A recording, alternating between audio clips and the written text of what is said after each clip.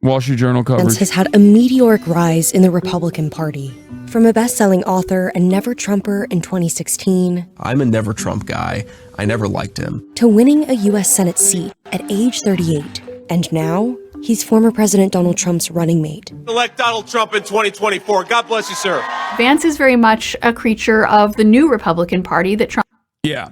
He is like Blake Masters, but actually did win directly. Like, he's Blake Masters, who did win, is JD Vance, and we have ettingermentum on the line right now. What's up, dude? Yeah, sure. Let me turn on a speaker. Can you hear me? Yeah, we can hear you. We could have heard you from the jump. Yeah. So Trump shows JD Vance. JD Vance got a weird case. He's going he's going Drake mode. Trump has gone Drake mode. Okay, talk to us. So you wrote, let me see if I can pull up your article right now. You wrote about JD Vance extensively, as you wrote about all of the other potential VP picks. You and I were in agreement, even during the debate, that it was most likely going to be JD Vance as his VP pick. But you think this is a bad idea. Why? Let's talk about awful. Yeah, well, this guy is 39 years old. He's been in the Senate for like a year. So this is like the most unqualified, like on paper, candidate since Dan Quayle. Like even Dan Quayle was at least a second-term senator, I think. He just given like Trump's very like obvious brushes with mortality. Like he is like a very clear, like this is like a legitimate consideration people have to make. It's not even like with HW where he was like 60 or whatever, and it was kind of like a secondary consideration. Vance has won in one election. He won the primary off of Trump's endorsement after like spending his like whole career talking about how Trump was terrible until he decided that he liked him. That race in 2022 was a near catastrophe for Republicans in Ohio, which this was a state Trump won by 8 points. It was a Republican midterm, 8% inflation, Biden like 40% approval. Vance trailed the Democrat in that race for almost the entire summer and fall. He was losing like by large margins for much of the race. They had to spend tens of millions of dollars to bail him out. It might have cost them the Senate because they had to spend so much money there. They had to roll out Trump too, right? I mean, they literally they had to bring him out there to be like, this is my guy, JD Vance. And ironically enough, when Trump was rolled out there, he didn't even get his name right, because in the beginning, in the primary in the Ohio race, Donald Trump like didn't initially. I think he didn't initially actually say he JD Vance was his guy, because the other person, Josh Mandel. Yeah, Josh Mandel was like was also Trumpian, right? If I'm remembering it correctly. He was like ultra Trump guy. Yeah. He was like kind of infamous on Twitter for a bit, just very on the nose. I think Trump thought it was obsequious, which his like mindset is very weird. Vance was a huge anti-Trump guy, like in 2016. Like I'm sure you know that, like Bill Kristol level. Like he called Trump Hitler. He said like they'll never forgive the party for this. That Trump was an affront to God. Just like he totally flip-flopped after Trump won. He called him heroin. Maybe he meant he's opium though, like Ken Carson. Yeah. Like he was saying like Trump is opium. Yeah, opium of the masses, which might have been a compliment given his work for Purdue Pharma, which creates the actual opium for the masses. Okay, to be fair, even Hitler might be a compliment when you think about it. Yeah, true. Yeah. That's maybe Trump realized that he was actually being nice to him the whole time. He was comparing him. Yeah, exactly. But anyways, like, so Vance's one election, like the biggest flop election, like of the midterm, arguably, he like gets bailed out by like the Republican Senate committee and all these big donors. They have to spend tens of millions of dollars, like 10-digit ad buys on him, and he only wins by 6, which is 2 points less than what Trump won the state by in 2020. He did substantially worse than Trump in a lot of working class areas. Like he did worse than him across the state, but it was really acute, like in like the coal mining area. So like his supposed appeal with working class people is not real. It's not like an actual thing. Every other Republican in the state like won by like 20 points. I think Mike DeWine won by 25. So there was a significant population of people who were fine voting for like pretty much every other Republican in the state, but not JD Vance. He is uniquely poor electorally. everything about him shows that his shtick does not work. Well, it's because he's from the crop of the Blake Masters style candidates that are like very clearly liberals who almost try to cater to the most reactionary weirdos in the Republican base, which aren't, ironically enough, the fucking evangelical Christians, but usually the Republicans in like deep blue districts, like those guys who aren't just like, oh, I'm a Republican, my dad's a Republican, I'm a Christian, whatever, I fear God, but instead the guys who are like, you know, reading Culture of Critique and being like, I'm a Groyper, or or the guys who are like, the guys who are going to like protest serially all around, you know, like going to parent teacher association conferences, even though they don't have fucking children, and they're just like losing their minds talking about how, like QAnon and shit. Yeah, Moms for Liberty types. He is really indicative of the brand of Republican politics that does like is even worse than Trump.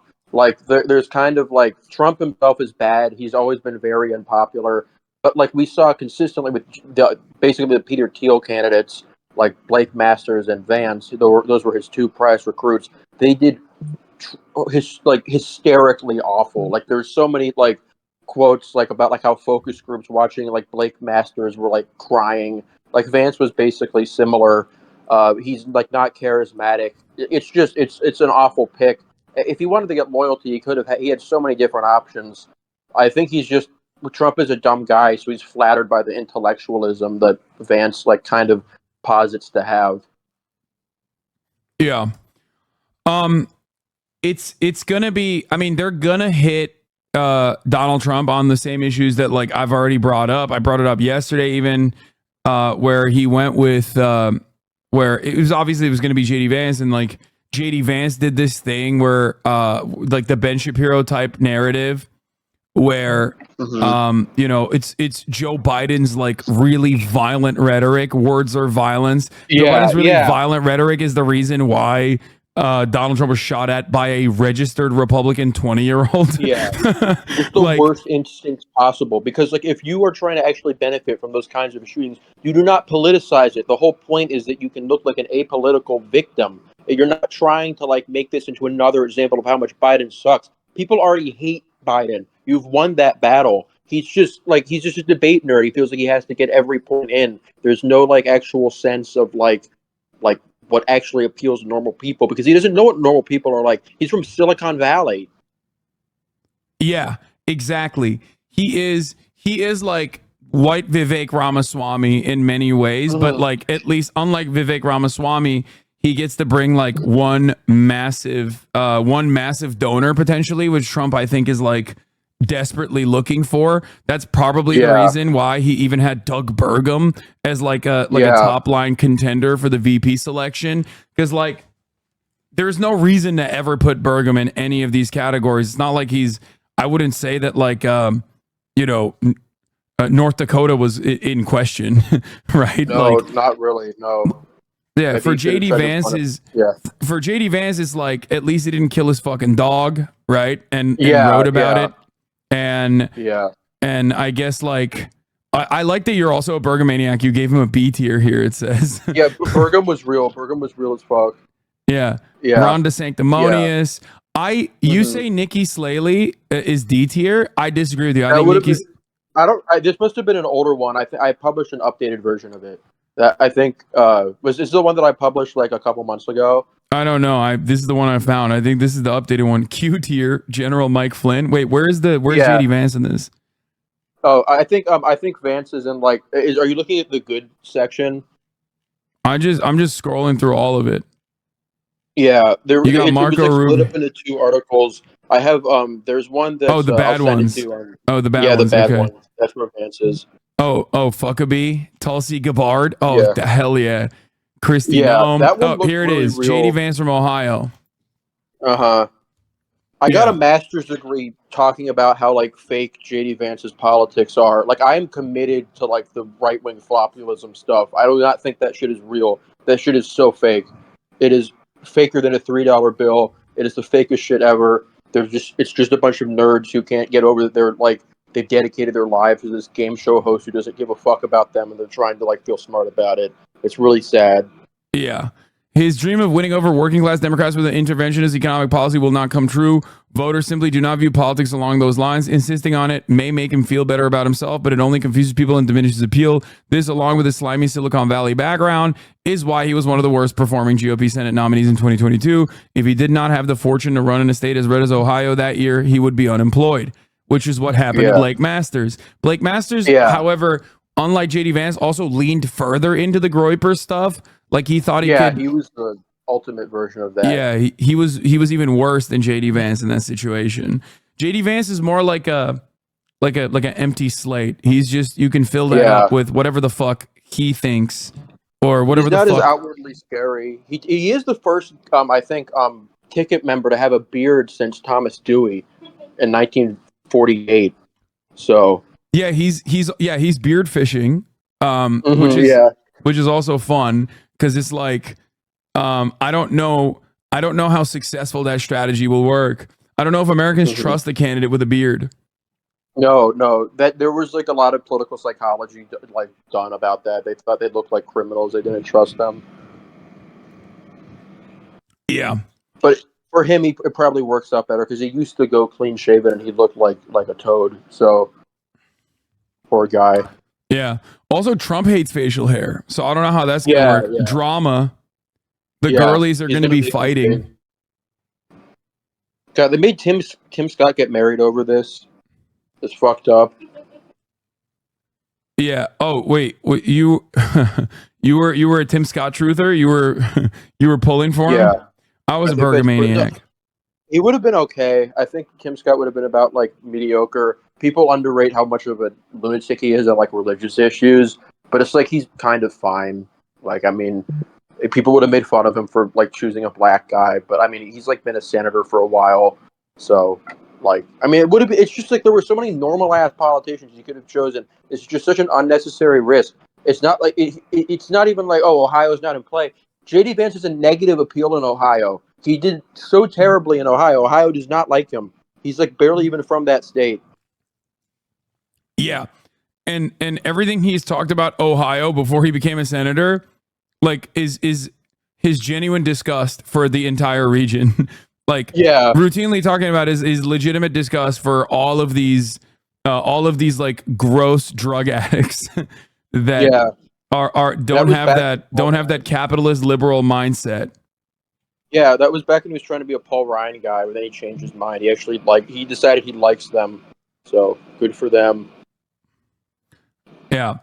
I mean, I wish it was Carson. Carson would have been such a fun throwback. So why do you think Trump, let's talk about why you think Trump picked JD Vance regardless. Is it actually Don Jr. in his ear? Because Donald Trump is a pretty good room reader overall. I thought he would have done better off with like a moderate person, maybe even a woman specifically to like try to neutralize some of this abortion stuff. Yeah, Stefanik would have been a really good pick. I was always a little worried about that. I thought that would have just been unambiguously strong for him. I don't really know why. I mean, it's like, oh, she's a flip-flopper also. She used to be a moderate Republican. This guy literally called you Hitler. I think he's just sexist. I think that's what it is. He's just a sexist guy. Maybe. It makes sense. So do we think that this like brings back Peter Thiel into the question? Because like one big donor, Mercer, did kind of carry him across the finish line in the primaries, and then even helped him out quite a lot in the general election. So I feel like he's open to that sort of thing. Like he's not he's not Thiel, anti one big guy who will back him. Yeah, Thiel I think is really kind of strange about this stuff. But he is very close with Vance. Vance is part of that shitty little subculture that he funded. Like Vance went on like the weirdest fucking podcast of all time, like back in the day. Like I think there are so many ways I think you could get him kicked from the ticket if you spin it the right way. Like he was on all these like obscure Reddit like post left shit. It was just like, I mean, Twitter post left stuff. It was just like bizarre. I mean, I don't like know to what extent he really needs like the money. Because like that like story about him being broke is a little old news because he made a lot of money off of the conviction. I'm imagining that he made a lot of money off of the shooting too. That was probably went crazy for him. And Biden is having all of his funds frozen by donors who want to kick him out of the race. I assume it won't hurt to have more funding because Biden's kind of had the airways uncontested. But like that, it creates all these problems that you're going to need that money to solve. It's just dumb. Yeah. Vance, despite JD Vance's like very short political career so far, he has an unimaginable bounty of attack ads ready to go. Yeah. Calling Trump Hitler, suggesting people in violent marriages shouldn't get divorced, saying like being far right on the issue of abortion. I mean, there are a lot of attack aspects here against JD Vance. So, you know, ultimately it's very I mean, he's also unimaginably uncharismatic. And has genuine disdain for the white working class, despite the fact that he tries to hit the populist narratives. Like he tries to do a Josh Hawley, which is yet another guy. That's another fucking dude that's like so obviously crafted in a laboratory to just present themselves as this like real champion of the white working class. Like Hawley even went to like a picket line, I'm pretty sure, right? Like, I mean, he was like try-harding it like crazy. And I don't think like Republicans at the end of the day give a shit about that. Like you won, you the Red Scare worked. You effectively neutered unions. Ronald Reagan did that big time. Like there's no reason for you to try to go back and be like, no. What we need to do is just like left-wing populism for right-wing Americans. Yeah, it's Reddit. There's nothing else other to call it than Reddit. They're trying to like it's just kind of a philosophical NUI, and I don't think it's hard to understand it on the left because we don't really like go through this kind of thing.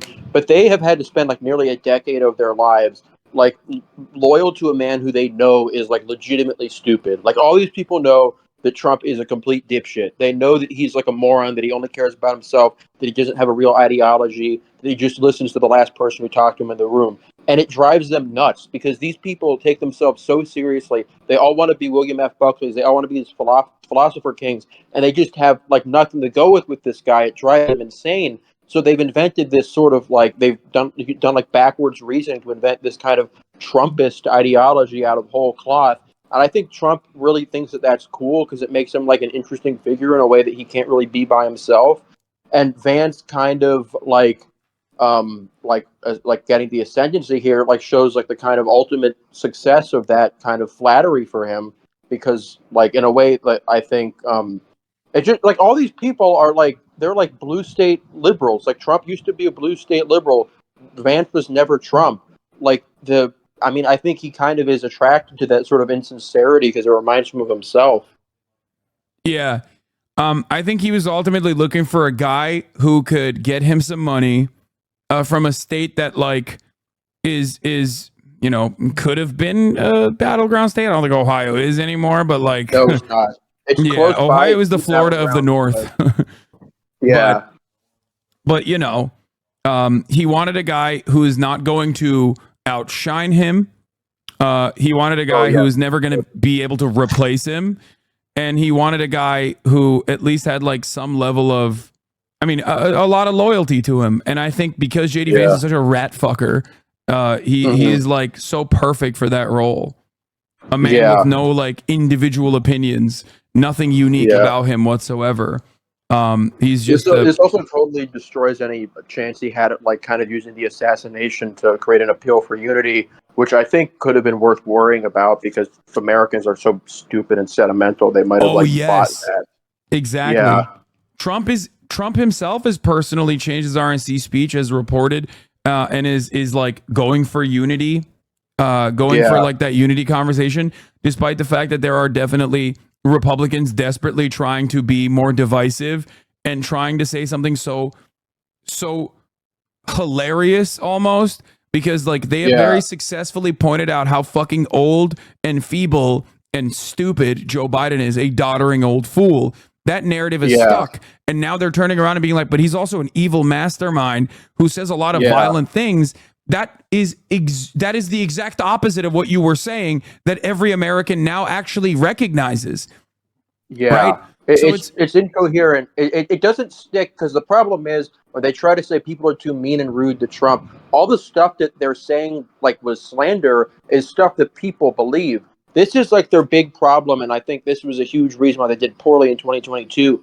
They are so like stuck up in the afterglow of winning in 2016 and feeling like they were the real voice of the people and like everybody else was a coastal elitist who didn't understand anything. They literally cannot recognize when they could be unpopular. They have to think that everybody is secretly behind them. So they're not capable of recognizing when they're getting bailed out. They're not capable of recognizing that Trump himself is not popular. He just looks strong relative to like this really unpopular president. He looks strong relative to Hillary Clinton. And so they need to like kind of go all the way with this because they assume that like not only is it the case that people feel bad for Trump, but they also think that he's totally innocent of all of his charges and is a great man who's trying to save the country. I mean, you may be like half of that may be right, but trying to like changing the conversation from like this kind of tragic and scary thing that happened to him where he did look kind of badass like through parts of it, like to like, oh, this is actually about how Trump is a criminal rapist and like is almost like is halfway in a jail cell. That is the opposite of what you want to do in this circumstance. Like when Reagan was shot, his people didn't talk about how like this is just proof that nobody should ever talk about how like he's crazy again. They never did that. They let it like kind of speak for itself. And these people are incapable of doing that. They blew like the midterm of like a lifetime with 8% inflation, and they could they can blow this if they can blow that. Yeah.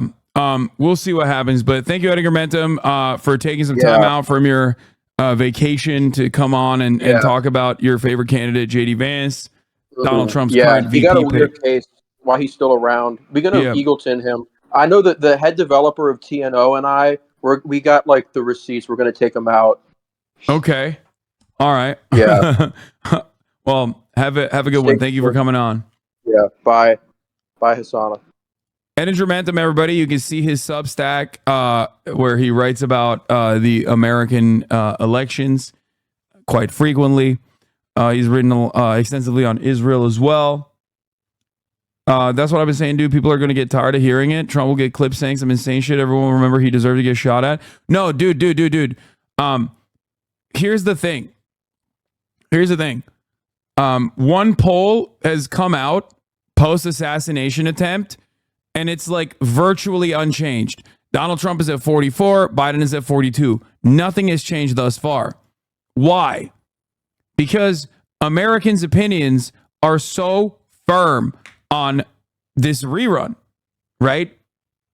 American opinions on like both Joe Biden and Donald Trump are firm. Now, I think that it will still change the dynamic as more people start paying attention, but it's entirely reliant on how Biden communicates and how Trump communicates. Okay? How Biden communicates going forward and how Trump communicates going forward is going to be a make it or break it. If Donald Trump hits this unity shit and he just like tries to present himself as more moderate,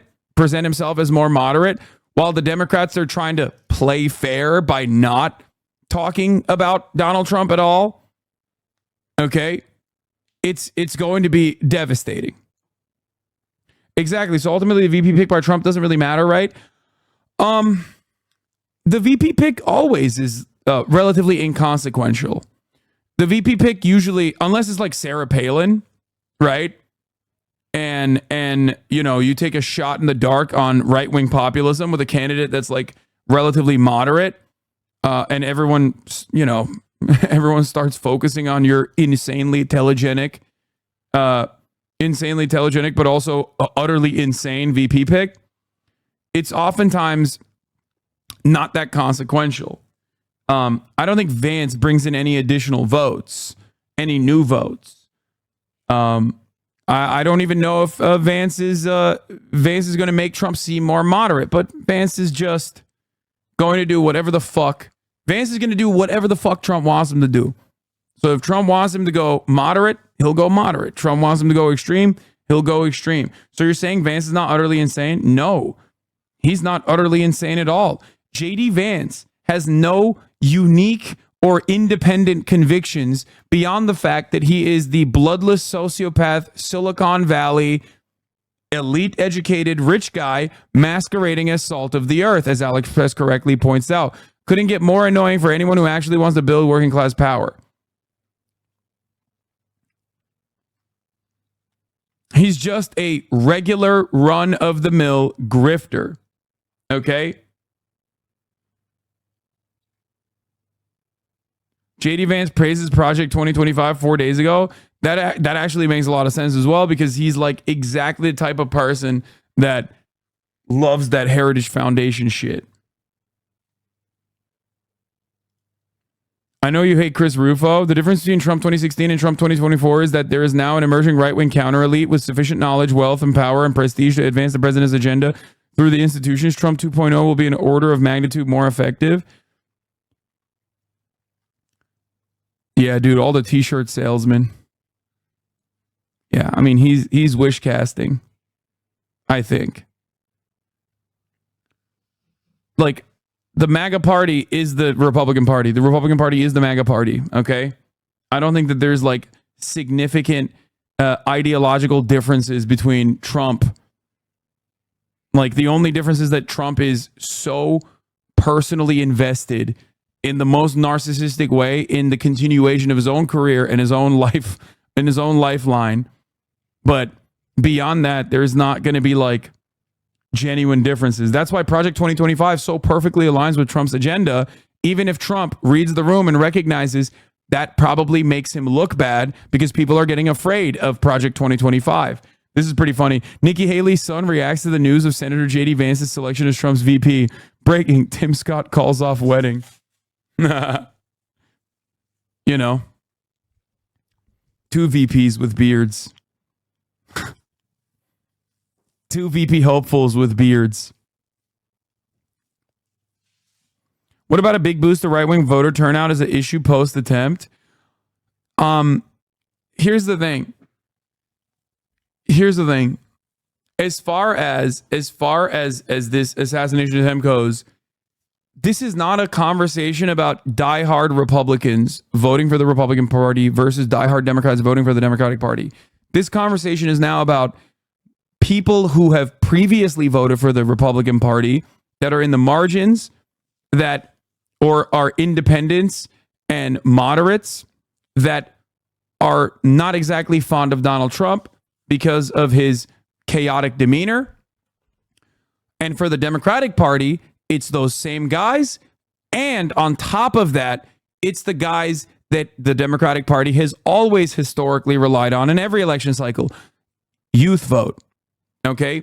Hispanic votes in not Florida, but Hispanic votes in New Mexico, Nevada, Arizona, places like that. The Democratic Party has basically cast aside those very important constituencies so that they can win over the older, educated white voters who live in the fucking suburbs, the independents and the moderates. Okay? Post-shooting, post-assassination attempt, will Donald Trump be able to show those guys in the suburbs that the Democrats have desperately tailored their entire messaging around securing? Will they go back to Donald Trump? Will Donald Trump be able to show them that he is more moderate? He wouldn't be able to do so if the Democrats actually were able to put together a better candidate, a more dynamic candidate, and a candidate that like is able to communicate that Donald Trump is not a moderate. Okay?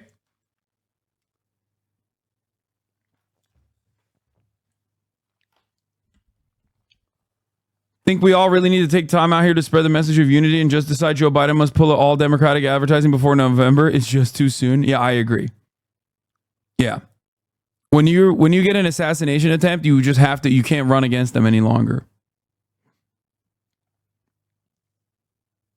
No, they won't. You can't pretend to be moderate at the 11th hour, man, not after 8 years of being the most unhinged politician on the planet. My friend, you are discounting how much amnesia Americans have, how susceptible Americans are to marketing.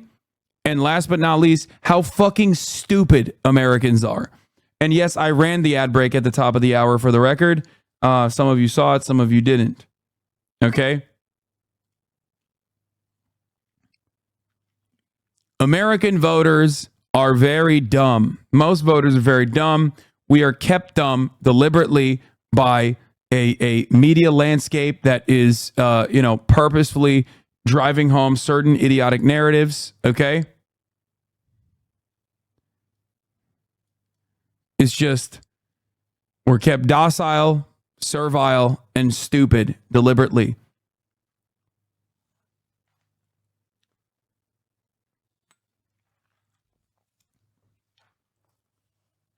I was explaining this to my friend who was in denial that Trump could ever win. Yeah. No new Fear End today and no fun day all weekend.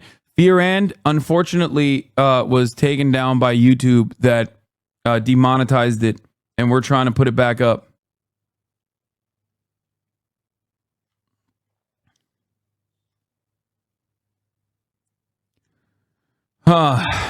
Year of the Snake Oil Salesman. Congrats to our first auto fiction VP. Oh, here, this was fun. Here's JD Vance going up to a UAW picket line in Toledo. Nice to see you, Marcy. Good to see you. Yeah. First time here? First time here. Yep. Thank you for coming. Of course. All right, what can we do for you? Marcy Capture, welcome Senator JD Vance says, first time here? Now, I also, just like everybody else said, Reagan landslide incoming when Donald Trump got shot. Because I have no confidence in the Democratic Party. But you have to remember, people still fucking hate Trump. I still hate Trump. My opinion on Trump did not change. Your opinion on Trump did not change. Your parents' opinion on Trump did not change. Will the suburbanite moderate opinion on Trump change is the real question here. Okay? That's the real story. What does it mean when McConnell gets booted the RNC? It's just Donald Trump's party. That's it. And McConnell is a fossil. And he is presented as a rhino. Donald Trump has basically positioned himself against McConnell. Is there any way this pick is purposely bad because he makes more money with no responsibility this way? No. All right. Let's look at JD Vance's background a little bit further. Trump has shaped in his image. By picking Vance, Trump is showing he's doubling down on this MAGA agenda. It's a full-throated, populist, national conservative ticket. Here's why the Trump-Vance ticket is a big deal for the future of the MAGA movement and the GOP. JD Vance first catapulted to fame in 2016 after he published his memoir, Hillbilly Elegy. The book detailed his experience growing up poor in Rust Belt, Ohio. I think one of the funniest things about JD Vance is that the liberals made him. Like, literally. Liberals made this man. And because liberals made this man, the liberals can break this man. And they will. Okay? They will. Trust me, they will. Okay? Like, he has so much shit on his background. Like, starting off with calling Trump Hitler, he is just wide open. Ohio, and making it to Yale Law School. It was a smash hit and became a Ron Howard-directed movie in 2020. I know I could have done better, but you got to decide. Yeah, this is perfect. He's such an ugly baby. He was an ugly child, which was reflected in the Netflix special. Want to be somebody or not? We're trying to paint this white national. This is why he has a beard, by the way. Look at him. Look at him. He looks like he wants chocolate. No beard. He is like the classic young Republican archetype where it's like, is this guy 45 or 14? I can't tell. Look at this Augustus Gloop looking ass motherfucker, dude.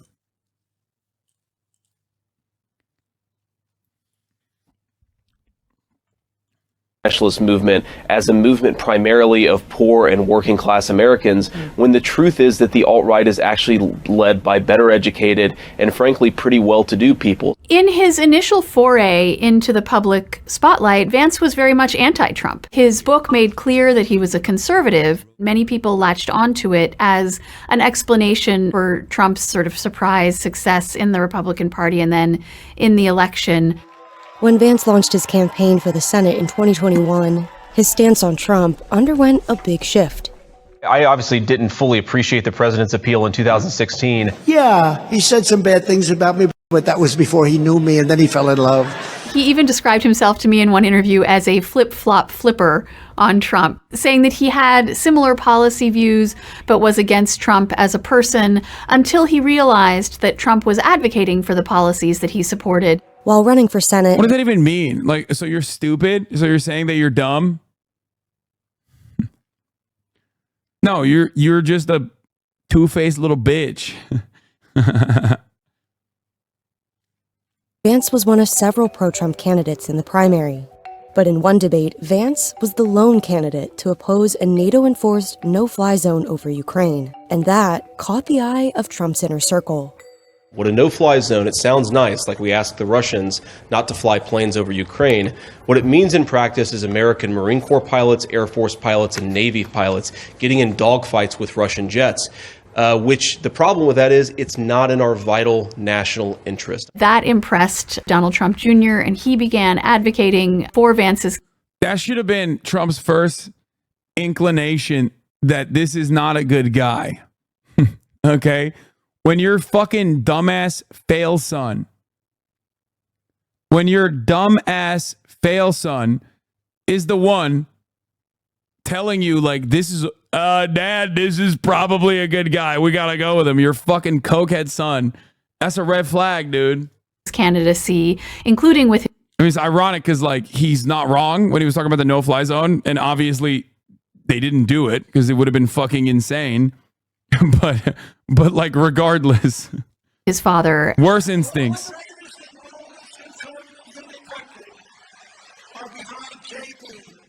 Trump's unique brand of conservative politics has been reshaping the core tenets of the Republican Party since he was elected in 2016, like tighter borders and a retreat from the world. Hunter Biden is a crackhead law, I know, but at least he's hot. Stage. He's changed the GOP so much that the Republican National Committee recently revamped its platform to a new, stripped-down version, one that focuses more on Trump himself than on specific policy decisions. Trump has been changing all of those stances to the point where many older Republicans feel it's no longer recognizable. At the same time, a movement has arisen in Trump's image that believes in his policies and believes that the Republican Party should be reshaped in his image. Believers in this movement, referred to as the New Right or National Conservatives, take Trump's impulses and turn them into doctrine. Vance. Yeah, you can't do that though, because Trump's impulses are only about self-preservation. He does not have a coherent ideological background. That's why this is like during the Trump administration for 4 fucking years, Republicans would literally always do this thing where they'd be like, he's actually doing 5D chess, sir. And it was not 5D chess. What you see is what you get with Donald Trump. Like, he's very good at reading the room, for sure. Okay. And he's pretty decent at marketing himself. But the issue is he's never like a brilliant tactician. He's not like thinking ahead. He's thinking, how do I preserve my image here in this moment? How do I save myself? How do I do something that will ultimately put me on top? That's it. So trying to like create some kind of like coherent worldview off of those sentiments is always going to put you in a bind. You are not going to be coherent. You are always going to be at odds. Okay? You're gonna say conflicting shit.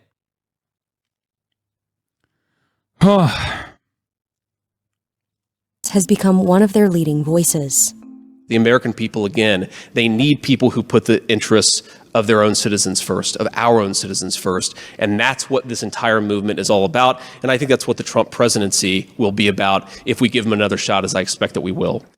When Trump selected Mike Pence to be his running mate, that was a pick very much intended to reassure Republican voters. Pence, being a traditional conservative, an evangelical Christian, was someone who regular Republicans who saw Trump as sort of an arriviste in their party could look at Pence and say, all right, that's someone I can trust. Fast forward to 2024, it's clear that Trump no longer sees a need to share power with that wing of the Republican Party. Right after Trump's attempted assassination in July, Vance was one of the first Republicans to publicly cast blame at the Biden campaign for the shooting. As Republicans unite around the Trump-Vance ticket after the July 13th attack, Democrats remain in disarray following President Biden's disastrous debate performance in June. Biden has vowed to stay in the race despite continuing calls from fellow Democrats to step away from his place at the top. Back then in July, well, these videos are made for the future. Like, that's why they're using that kind of weird naming convention for the date. Top of the ticket. I think there's a whole pool of voters there in the center of the electorate who really are not being spoken to by either candidate because of the way these tickets have shaped up. Senators Marco Rubio from Florida and Tim Scott from South Carolina were also contenders on Trump's VP shortlist. Both could have appealed more to minority voters, something that Trump has historically struggled with. Choosing Vance allows Trump to shore up support among the white working class. Ohio is also part of the Rust Belt, and the most crucial states in this election are those Rust Belt states. That white working class vote is a vote that is also... Yeah, I don't think he's captivating anybody in the Rust Belt. I don't. He does not look, nor does he sound like a Rust Belt guy. He does not have the aesthetic appeal that you would have in a situation like that. He is not in the Rust Belt for most of his life. He went to fucking Yale. And his most significant accomplishment is writing a book about how the Rust Belt kind of sucks and is filled to the brim with heroin addicts. So I don't think, like, for liberals who are out of touch with the Rust Belt, liberals in the Upper West Side and the Upper East Side, yeah, they think he's a Rust Belt guy. They think he's the Rust Belt whisperer. Okay, but those guys are voting Democrat anyway. I don't think a single fucking person from Kentucky or a single fucking person from West Virginia or a single fucking person from like Michigan or any of these other places is looking at JD Vance and being like, I'm a Republican and I love Donald Trump's pick for JD Vance. Okay? I love Donald Trump's pick for JD Vance. He's my favorite guy. Like, no shot. No fucking shot. Also very crucial throughout those Rust Belt battlegrounds, there is a hope by some of Vance's backers and some on Trump's team that he could potentially galvanize those voters even more than Trump already does to juice Republican turnout in those states. What was the Russia collusion hoax? It was about destroying... Like, Fetterman, despite being a fucking ogre, as a chatter also pointed out, despite being an ogre, is significantly more appealing on the aesthetic front to the average fucking, Western Pennsylvania voter. Okay? John Fetterman is literally a fucking ogre. He sucks. He's out of control with his with his unimaginably right-wing narratives on Israel, his hyper-focus on Israel, his hyper-fixation on Israel is weird as fuck. But beyond that, when you look at him, dude wears Carhartt all the fucking time, is dressed the part. Like, he aesthetically is more appealing to these kinds of people than someone like JD Vance is. People from the Rust Belt know what JD Vance is. They look at him and they know immediately what he is. Bloodless politician, possibly a secret liberal. You know what I mean? It's just, he's not the guy. Okay? In the same way that Josh Hawley is not the guy. You'll be ready with your questions, and we'll get right back to you, Jacob. Thanks so much for your reporting. Yeah, he's going to be from officially nominated Joining here. me now right here on set in Milwaukee is Florida Republican Congressman Carlos Jimenez. Congressman, thank you so much for joining me. Really appreciate it. My pleasure. Anyway, we'll get back to this in a second. I want to finish off this Wall Street Journal video. Destroying Donald Trump. This ridiculous New York fraud case. It's about destroying the guy's wealth before he re-enters the Oval Office. It's good to see you, man. Thank you. He is really a bet on the future as well, a bet on the future of the Republican Party and a bet on the future of the populist conservative movement. Trump would never say he's anointing a successor, but Vance was decades younger than the other potential picks that were under consideration for vice president. And in choosing such a young person to be on the ticket with him, there's an unavoidable implication that Trump has sort of chosen an heir, chosen someone to take the mantle of that MAGA movement and go forward with it, whether it's as a future president himself or simply as someone who is poised to exert great influence in the Republican Party, continuing to shape it along those populist conservative lines for years or potentially decades to come. So you got that. This is pretty funny, but let me know how it worked in a bookstore when Hillbilly you came out. All my liberal coworkers were hyping up that book to every customer, raving about it. I bet they're all collapsing under self-hatred right now. Maybe I should check in on them. Yeah.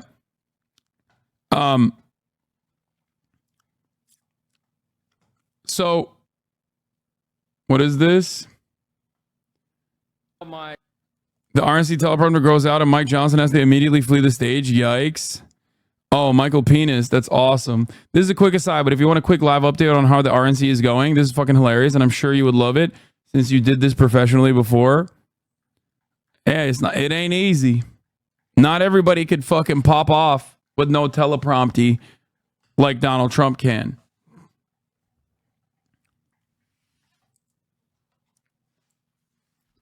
You really think Trump is thinking about the future of the Republican Party with an heir? Fuck no. That's just silliness, okay? That's just complete silliness. Donald Trump is not thinking about anything beyond his next steps, okay? Anyway. Are you coming to Wisconsin? No, I'm not. I couldn't get into RNC.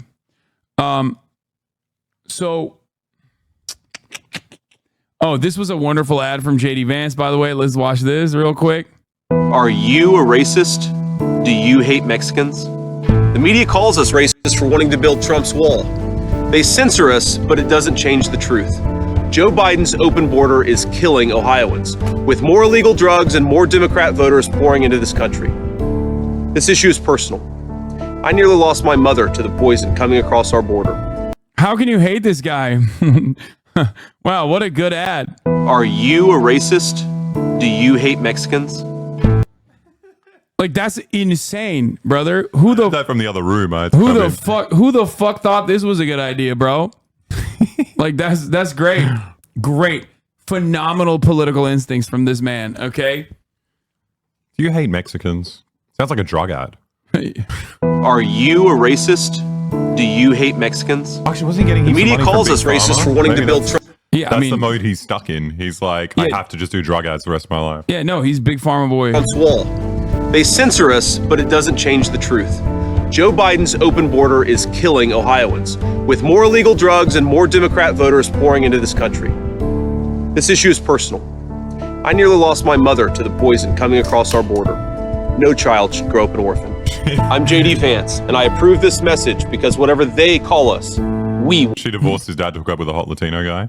I nearly lost my mom to the boys. Yeah. No, dude, it's so funny to be like, I'm a racist who hates Mexicans, and also my mom is a fucking filthy drug addict. Vote for me. Oh, it's so good. It's so good. Anyway, no immigrant coming into this country is going to Ohio. I mean, they should stay clear. Yeah.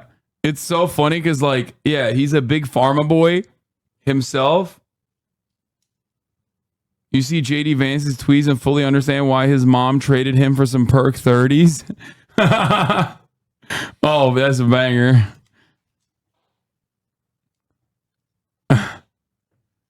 The way he calls himself an orphan as if he isn't 45. Yeah. So, it's he's a bad guy. He's not a good candidate. Okay. I mean, there's a niche that would love him. Yeah, but that niche is not driving home the Republican Party to victory, to like election success.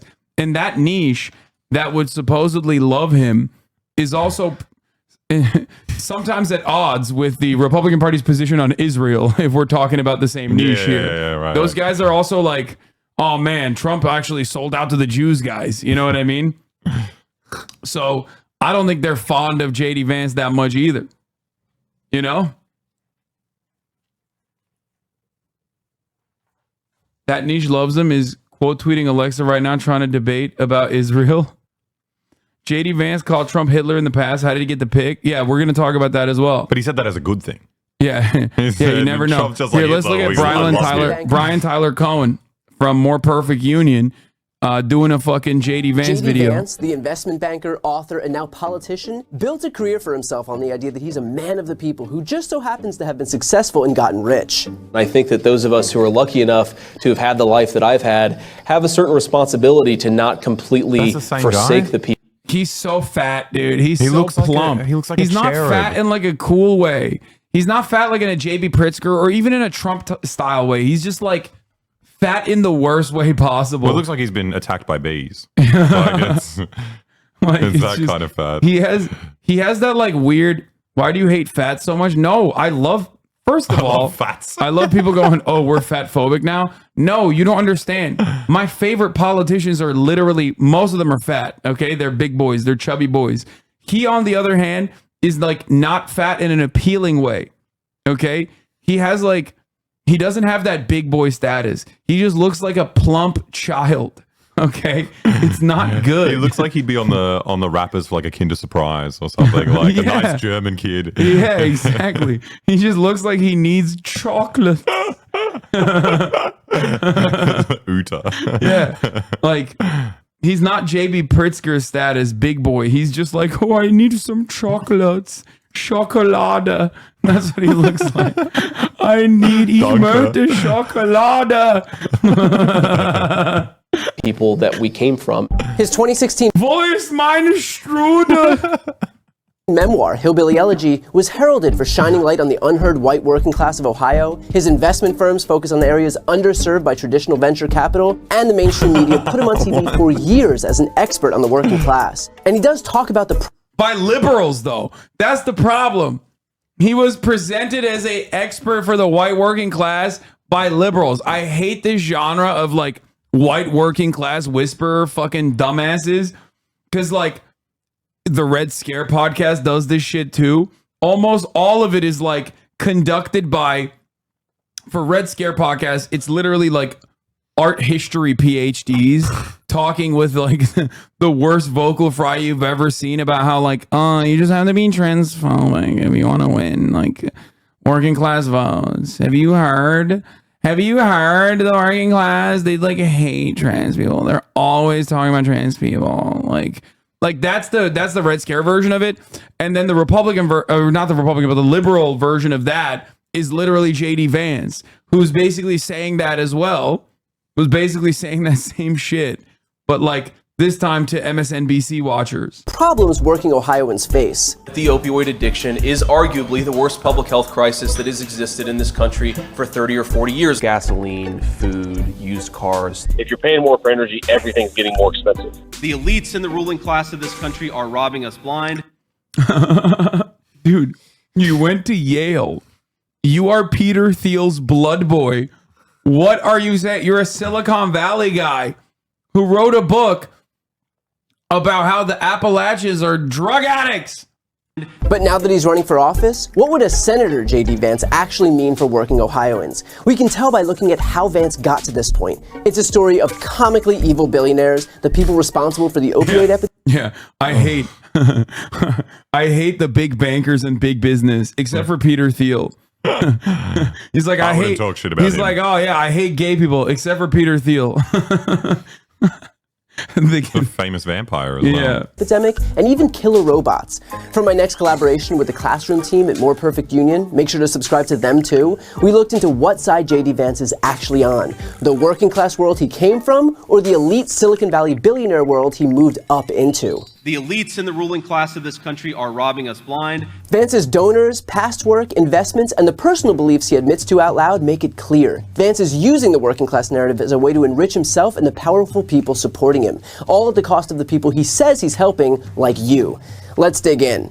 Part of J.D. Vance's story is how he managed to rise to elite spaces from an upbringing in working class Kentucky and Ohio. His mother struggled with addiction, and he was raised by his grandparents. For the most part, by his grandmother, Mama. Did I pronounce that correctly? That's right. But he joined the Marines and got into Yale Law School, and today he is very, very rich. He owns millions of dollars of assets and brings in a venture capital salary 10 times that of the average Ohioan. And that's just the cash salary, not including his investment gains. A lot of that is thanks to a 2011 lecture that Vance calls the most significant moment of my time at Yale Law School. The speaker, Peter Thiel, Silicon Valley billionaire of PayPal Mafia fame. Look at any big tech company and Thiel's fingerprints are probably on it. I met a guy who was a venture capitalist, Peter Thiel, in Silicon Valley. I love the Silicon Valley jacket. No, just show the Patagucci every time. It's over, okay? So fucked. There's no better way to fucking destroy this man other than just showing this angle, no beard, wearing the Patagucci, okay? That's it.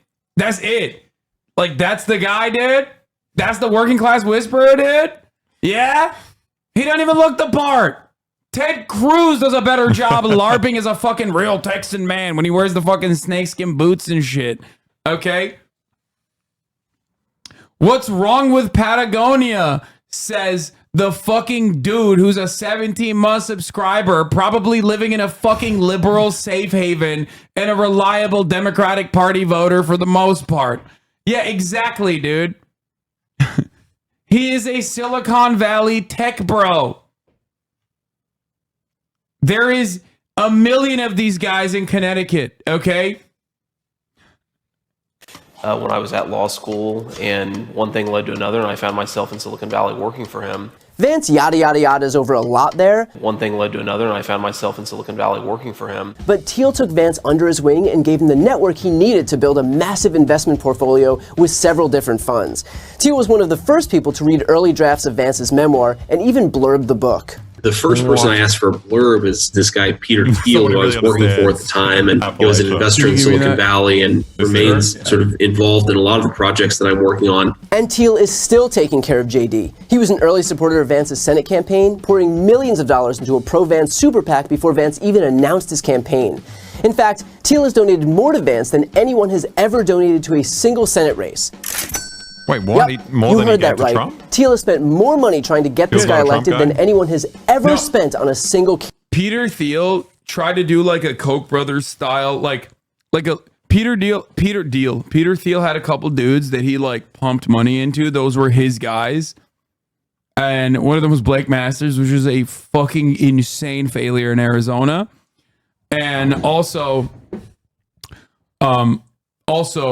the wait, why are people saying F? And also Vance. JD Vance and Blake Masters were like his two guys. Candidate.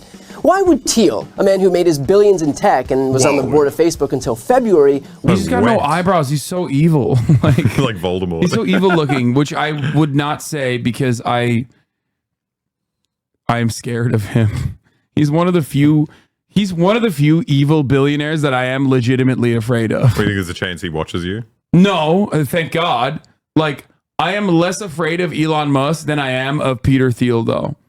Like, this is a man who took down Gawker. He is very vindictive. He literally has blood boys like a vampire and may or may not, allegedly, under suspicious circumstances, his boyfriend died, killed himself, definitely wasn't murdered. I would never say that.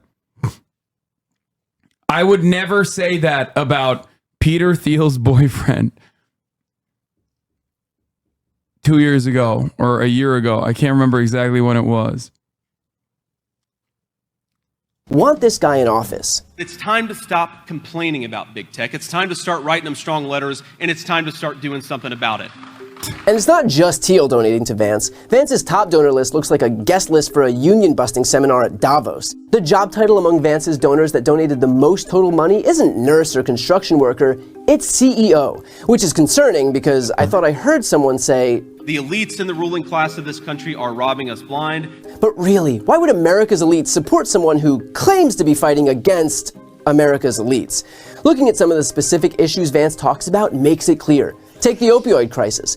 Vance blames everything from immigration to low church attendance, but never points the finger at the people most responsible, Purdue Pharmaceuticals. The Classroom team made a full video on Purdue's role in creating this epidemic. Vance's charity, Our Ohio Renewal, promised to work with Ohioans affected by the opioid crisis, and he brought in an expert, Dr. Sally Satel. Sounds great in concept, but Satel was from the American Enterprise Institute, which took money from Purdue. Satel herself had cited Purdue-sponsored research and papers about opiate pain relief. That is a trend for Vance. He points out a problem, then allies with the elites linked to causing it. Like how Vance talks about gas prices. When energy prices go up, who benefits? Industries that don't require energy. Wall Street, big tech, universities. Even though one of Vance's top donors is John Addison, a trader for Vitol, a Dutch energy company. In 2020, Vitol was accused of organizing an illegal price-fixing scheme, manipulating California's gasoline markets. They falsely drove up the price of gas for consumers to increase their profits. A lawsuit was filed by California State, implicating Vance's top donor Addison in his conspiracy.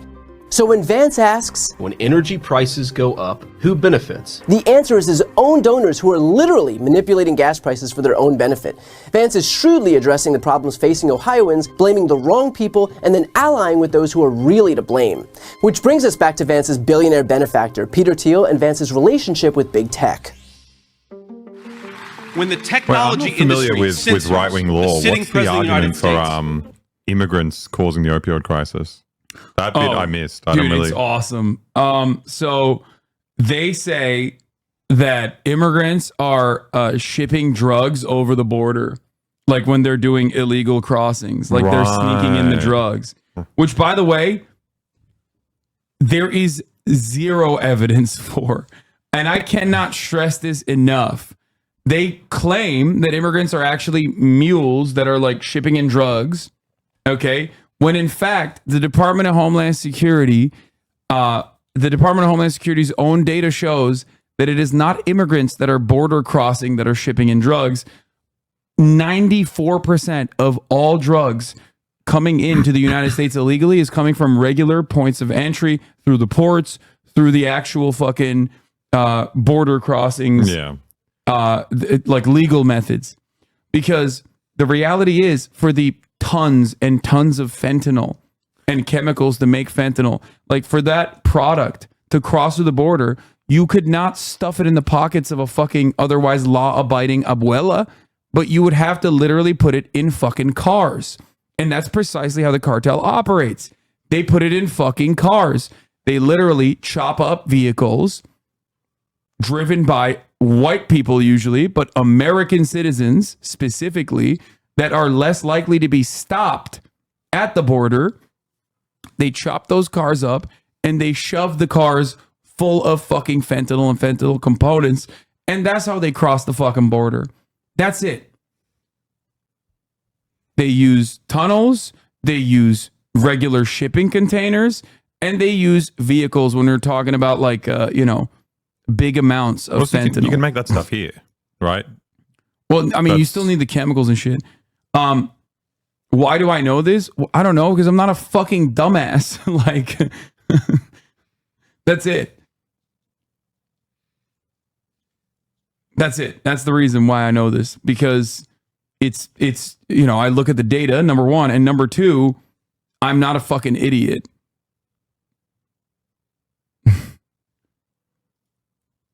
All right, here's the charismatic JD Vance. He looks better. Someone who was once one of Donald Trump's fiercest critics, now one of his biggest supporters, biggest defenders, poised to accept his party's nomination to be Donald Trump's vice presidential nominee. You can see the excitement, frankly, enthusiasm in the room is palpable. Let's go back to Jacob Soboroff. So Jacob, hot. Like, everyone is so sexy. I wish I was there alongside them. Rubbing shoulders, rubbing heads. Kristen, you said it.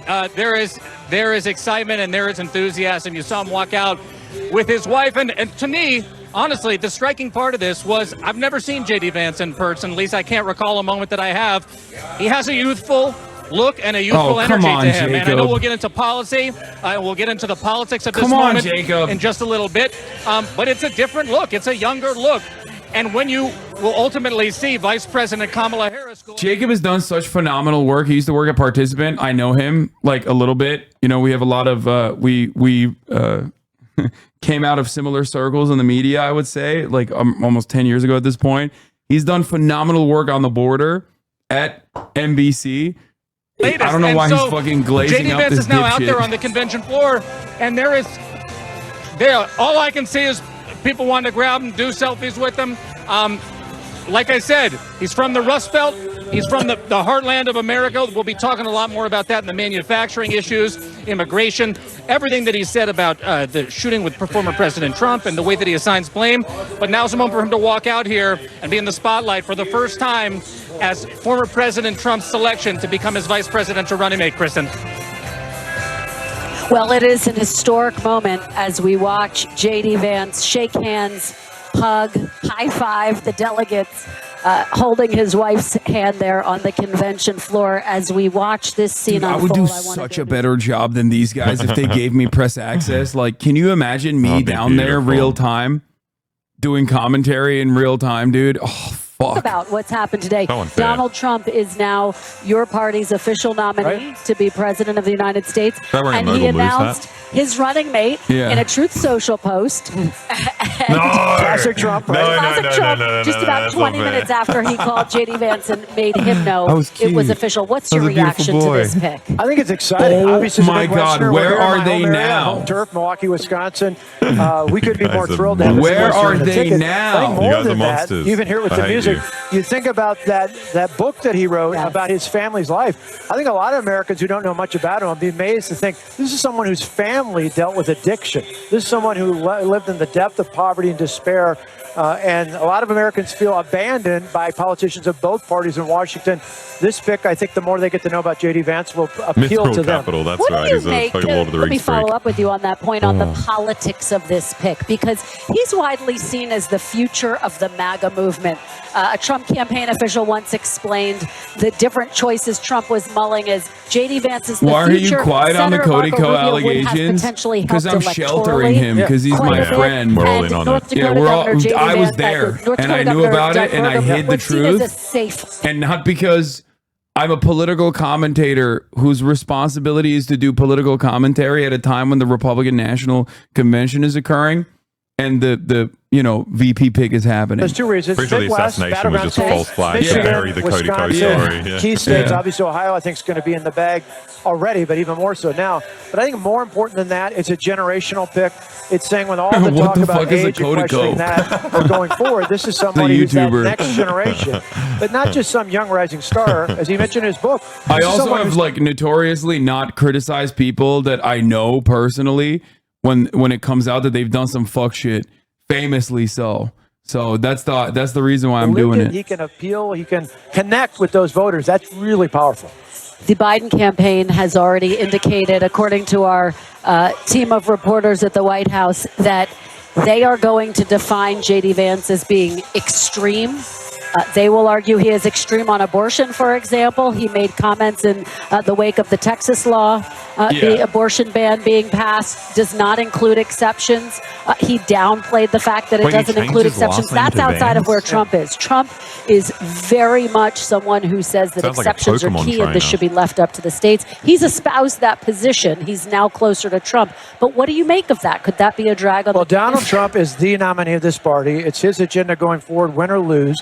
And I think that's clear. Just like Kamala Harris, Newsweek identified her 4 years ago to the left of Bernie Sanders in terms of being liberal on the issue. So bad on abortion, both of these candidates, Kamala Harris and female reproductive choice. Wait, why can't you have IVF? What's the Because there's a baby, bro. That's God. That's a life. Biden and Trump have. If God doesn't Governor, want you let's reproduce, talk about this moment in which we find ourselves, because there's a lot of excitement right now on the convention floor, understandably, and yet it comes at a somber moment, not only for your party, but for this country, quite frankly, in the wake of the assassination attempt against former President Trump. How do you think that will impact the proceedings here? It's really overwhelming. It's changed everything from the moment delegates started to come in yesterday as we welcomed them to Wisconsin.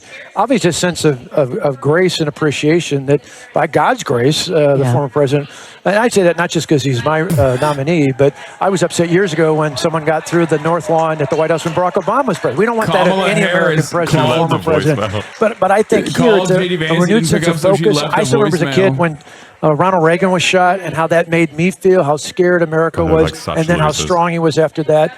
That was part of his divine plan to move the country and the world forward.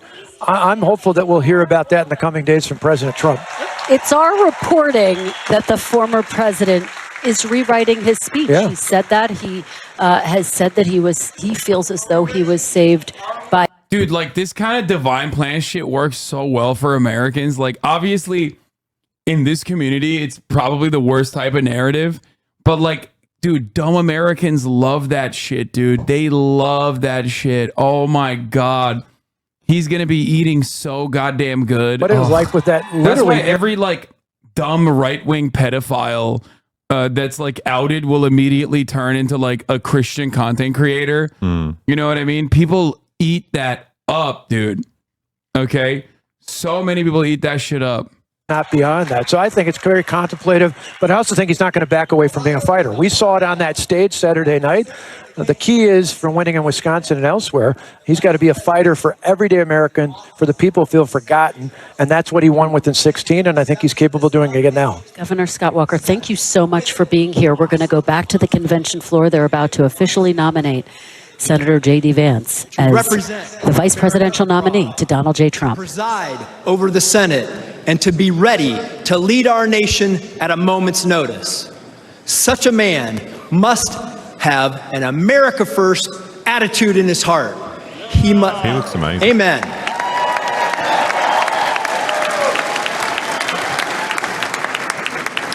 He must embrace his obligation to the American family, the American worker, and the American soldier.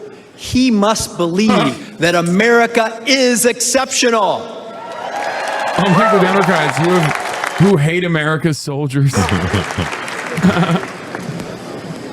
And be prepared in the tradition of our founders to pledge his life. 13 of our best soldiers were killed because of Joe Biden. And defend the Constitution of the United States. They stayed occupying Afghanistan. That's not what. But that would have been a fine, acceptable death for our best soldiers. He must share the values and principles of our presidential nominee and be trusted to faithfully implement the will of the people. J.D. Vance is such a man. You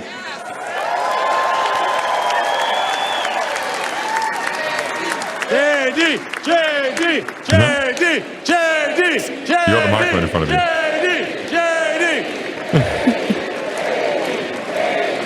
They're going to try to lead a chant. A man who loves America and will represent our people with moral courage, strength, and honor.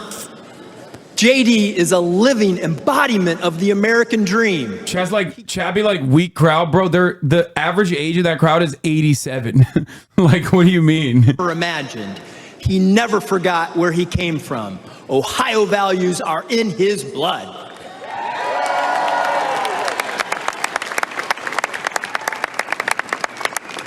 He served our nation in the United States Marine Corps.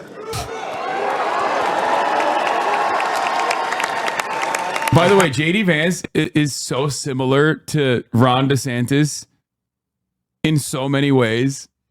Like, he is so similar to Ron DeSantis, like, literally, except, you know, he was able to, you know, not be as genuinely off-putting as Ron DeSantis on camera somehow. Not by, like, a wide margin, by the way. Just by, and like, he is a crusader for the people of the Ohio in the United States Senate. He has never forgotten the working people of our country, and he never will. He fought to bring investment to middle America as a businessman and has fought to defend them every single day in the Senate.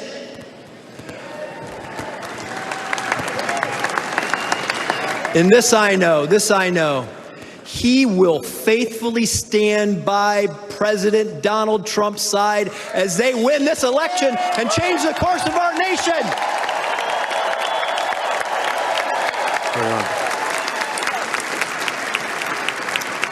They will change the course of our nation to the benefit of all American citizens and truly make our country great again.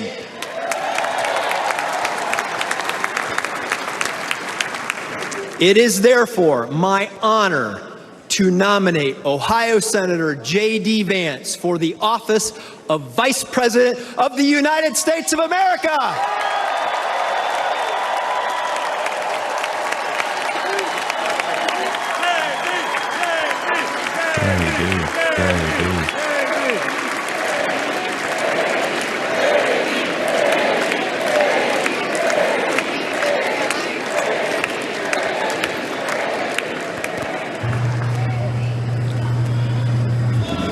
Delegates and alternates, pursuant to Rule 40A, a motion to nominate by acclamation is now in order. The chair now recognizes Delegate Bernie Moreno, Senate candidate from Ohio, for the purpose of making a motion. Thank you, Madam Chair. My name is Bernie Moreno. I'm honored to be the Republican nominee for the U.S. Senate from the great state of Ohio. I know firsthand that my dear friend JD is a selfless and brilliant fighter. He is a patriot who loves America. He loves Ohio. He loves his family. He's a great father. He's a great man. And that's what we need in this nation today. The JD Vance, America First, is not just a slogan. It's his North Star. He has followed it every moment of his life and career. He knows what it's like to live in poverty, forgotten by Washington politicians. He is dedicated to ensure that no American is ever forgotten again.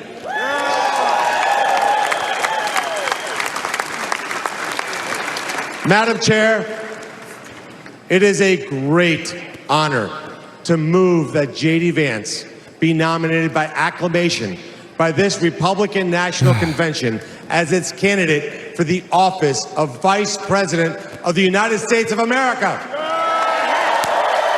It's so depressing the Democrats have opened the floor to let these guys laugh as poor people.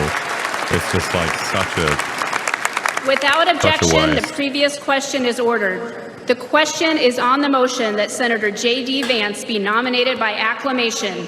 All those in favor signify by saying aye. Can you talk about his wife? Why? He has a hot wife. Like what? She's Indian? Is that what it is? Saying no. I don't give a shit. In the opinion of the chair, the ayes have it, and the I don't motion think Republicans is adopted. give a shit either. Without objection, the motion to reconsider is laid upon the table. Like, what about the people he was targeting with his "Are you racist?" ad? Yeah, I mean, he was talking about Mexicans though. He wasn't talking about Indians. Yeah. Also, it doesn't matter. Like, it doesn't matter that it's the vice president's wife. Chat, come on. It's the second lady. Like, I don't think people give a shit about that personally. To be the next vice president of the United States.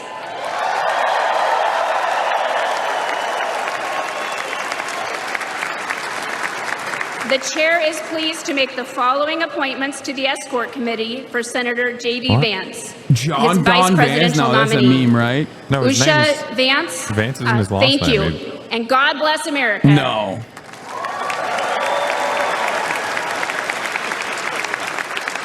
Ladies and gentlemen, please welcome back Speaker Johnson.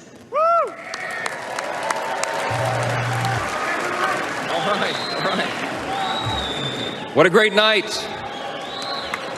Pursuant to Rule 40D of the rules of the Republican Party, I formally declare President Donald J. Trump and J.D. Vance as the Republican nominees for President and Vice President of the United States. James David, sadly. Okay. Is James David. Ladies and Okay. gentlemen, please welcome back You guys are RNC such fucking... Chairman Yeah, no, Michael no Watley. shot. You're so dumb. Jingle dingle Vance. What a great afternoon for the Republican Party, and what a great afternoon for America. It is now time to take the official convention photograph. If all of the delegates would please stand and turn to the center camera directly opposite the stage, we will take the official photograph. He's punching Brothers Way. This is insane. Thank God. That's so good. This is great. This is real dynamic stuff, real awesome stuff happening. It's so sick that I forgot to run the 3-minute ad break at the top of the hour.